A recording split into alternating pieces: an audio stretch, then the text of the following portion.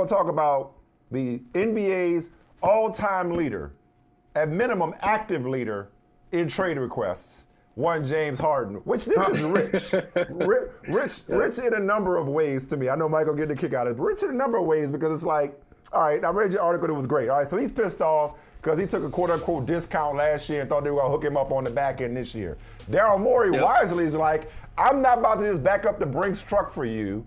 All right, I'm relieved that Philadelphia actually, came to its senses here and did not let emotion drive this negotiation. So Harden opts in order to opt out. But who in his right mind, and maybe it's Steve Ballmer and the Clippers, but who's going to give Philadelphia a sweetheart deal for a guy who's a rental? Because the team that gets him can't extend him. Who's gonna bend over backwards to accommodate a good trade for Philly for a player that's a rental? To say nothing of the fact that he's not going to show up when you need him in the playoffs. Secondly, if you're Daryl Morey, your brand is these players are just assets. Ask Ben Simmons. I will sit here and wait for the best deal before I just take a bad deal. So how did the Sixers play this when it comes to James Harden, who decided y'all not gonna play me? I'm gonna opt in and ask out. If you're the Sixers, how do you play this? I mean, they've already played it about as shrewd a fashion as possible, like feelings be damned, right? Like the history and the personal relationship between James and Daryl Morey is arguably, the closest of any GM and player in this era of NBA basketball. Yet, when push came to shove, and despite the fact that James had given $15 million back last year, and this is where it gets tough to talk about, right? Like, oh, by the way, you're not really allowed to do that. You can't do quid pro quo, give money back this summer with a pre-arrangement to have the max deal the following summer. But yes, I believe James was expecting that.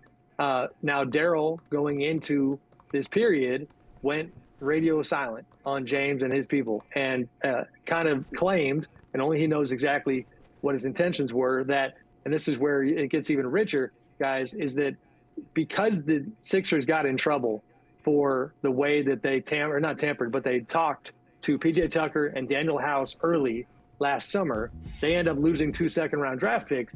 Daryl basically told everybody around the NBA, I'm not talking early this season. Basically, I'm going to follow the rules for once because we got in trouble last year. And it's very convenient timing because guess what? Following the rules right now put James Harden in such a precarious position that he then felt compelled to get ahead of this thing and do what he did.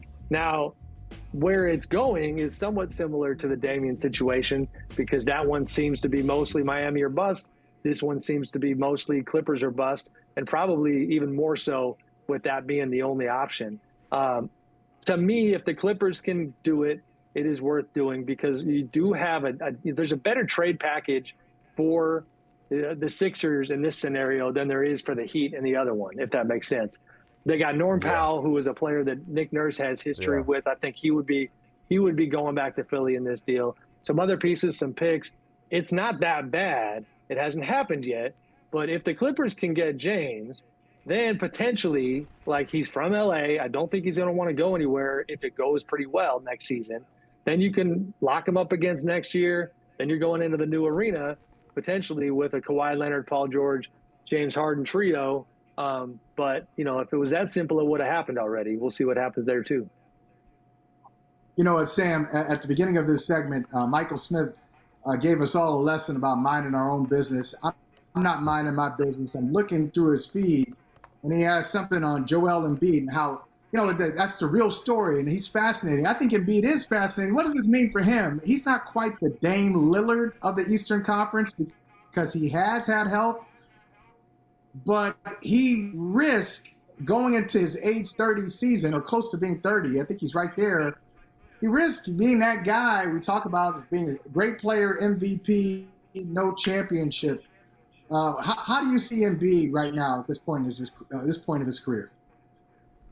Yeah, I mean, it's the narrative is changing a little bit on Joel. And, man, in the playoffs, I thought it was particularly tough. And not that it wasn't fair, but my goodness, like, to get such a brutal reminder of be careful what you wish for, meaning Joel had wanted that MVP trophy so badly for so long, and then he gets it.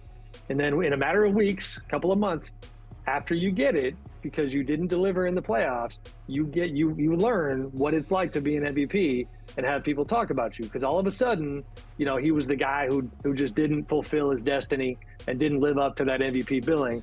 And there was a ton of criticism that came his way. But big picture, you know, this is a guy who has mostly balled out on most nights. Incredible ball player, had some bad moments in the playoffs, and has been fairly trusting of the organization when it comes to putting talent around him. I certainly think Joel uses his voice, but you don't get the sense that he is, you know, going the LeBron route and saying, let's do Westbrook, let's do this. Like, he's trusting.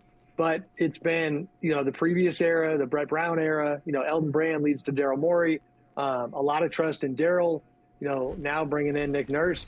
And Joel has just kind of been there doing his job.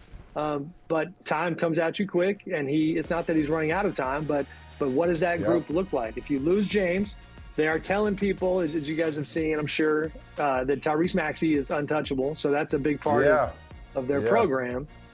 But, you know, if you're Joel, you're concerned because not only did Harden not work out, just like Ben Simmons didn't work out, and you're probably still pissed off about losing Jimmy Butler, and you should be. You know, now it's like, who's next? If Maxey going to take that big of a leap, he's already taken a leap. So I'd be a little worried if I was Joel. Hey, thank you for watching Brother from Another. If you haven't hit that subscribe button, go ahead and do that now. Don't forget, you can catch us 3 to 4 weekdays on PeacockTV.com and on Sirius XM Channel 85.